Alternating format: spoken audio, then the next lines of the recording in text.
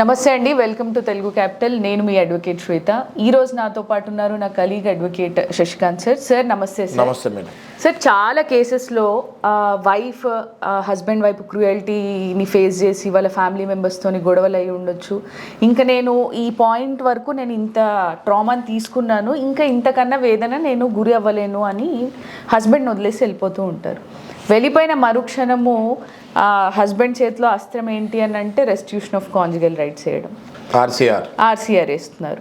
RCR వేసిన తర్వాత బయటికి వెళ్ళిపోయిన వైఫ్ తనని తాను మెయింటైన్ చేసుకోలేని పరిస్థితుల్లో పిల్లల బాగోగులు చూసుకోవడానికి మెయింటెనెన్స్ కోసం అప్లై చేస్తున్నారు.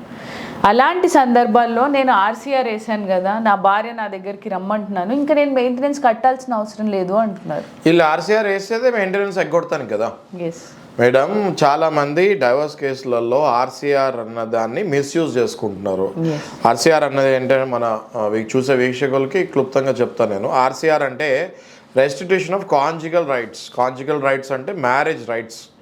ఏదైతే ఆర్సీఆర్ అన్న పిటిషన్లో సహజంగా ఏమేస్తారంటే వీళ్ళు మగవాళ్ళు విడిపోయే క్రమంలో నేనేమి విడిపోతానికి అంగీకరించట్లేదు, నా భార్య మీరు వెనక్కి వచ్చేసేయండి, నేను మిమ్మల్ని ఇప్పుడు బాగా చూసుకుంటాను అని చెప్పి ఏదో ఉచిత సలహా తీసుకుంటారు. ఎవరో లాయర్ దగ్గరికి అడ్వకేట్ దగ్గరికి వెళ్ళి ఇది వేయండి, ఇది వేస్తే మీరు రమ్మంటున్నట్టు, కాబట్టి మీరు కోర్టులో కరెక్ట్గా ప్రూవ్ చేసుకోవచ్చు అని ఎవరో సలహా చెప్తారు.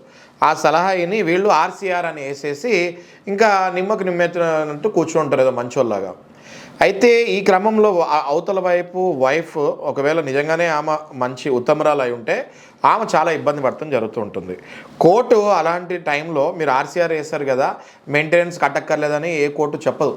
అంటే చాలామంది ఎవరైతే భ్రమలో ఉన్నారో వాళ్ళకి నేను చెప్పేది ఏంటి అంటే, లేకపోతే చాలామంది ఎవరైతే అవతల వైపు మహిళలు ఉన్నారో వాళ్ళకి నేను ఇచ్చే సలహా ఏంటి అంటే, కేవలం ఆర్సీఆర్ వేసేసినంత మాత్రాన మీకు మెయింటెనెన్స్ ఇవ్వకూడదు అని ఎక్కడ కూడా చట్టంలో ఏ రూల్ లేదు, ఏ జడ్జ్మెంట్ అట్లా లేదు.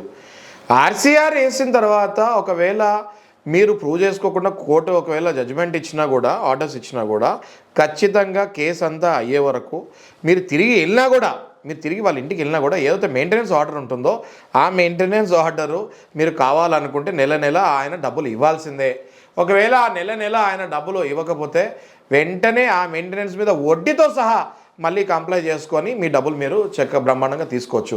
ఇది చాలామందికి తెలియక మహిళలు వాళ్ళకు వచ్చే హక్కు కోల్పోతున్నారు. దయచేసి మీ హక్కులు మీరు తెలుసుకోండి. Thank you.